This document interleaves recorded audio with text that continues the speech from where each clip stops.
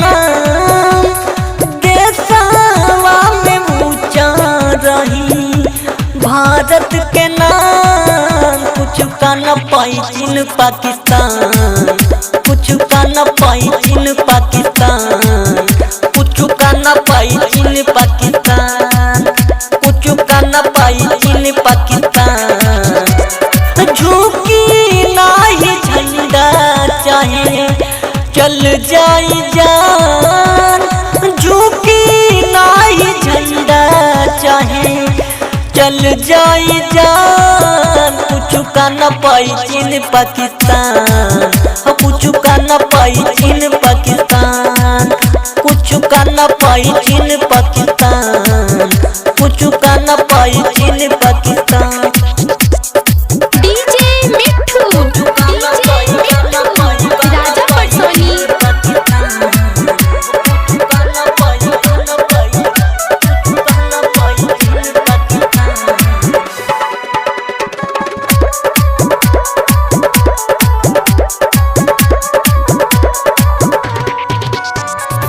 नेता सुभाष चंद्र बोस बापू गांधी दिला दिहले आजादी में। पीछे से दुश्मन जे वाद करी है उनके होई बर्बादी रे, उनके होई बर्बादी रे।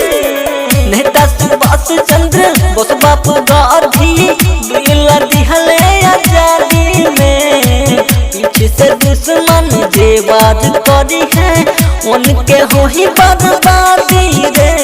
सीमावा पे खड़ा बड़े देश के जवान, बॉर्डर पे खड़े बड़े देश के जवान। कुछ का न पाई चीन पाकिस्तान, कुछ का न पाई चीन पाकिस्तान, कुछ का न पाई चीन पाकिस्तान, कुछ का न पाई चीन पाकिस्तान। कुछ का न पाई चीन पाकिस्तान, कुछ का न पाई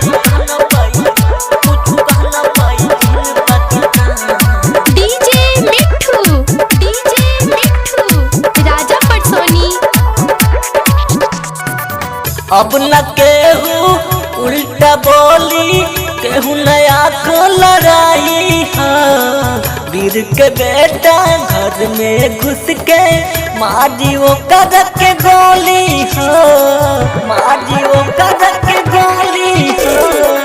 अब न केहू आक लड़ाई, केहू न उल्टा बोली हो। वीर के बेटा घर में घुस के मारी है वो कदर के गोली हो।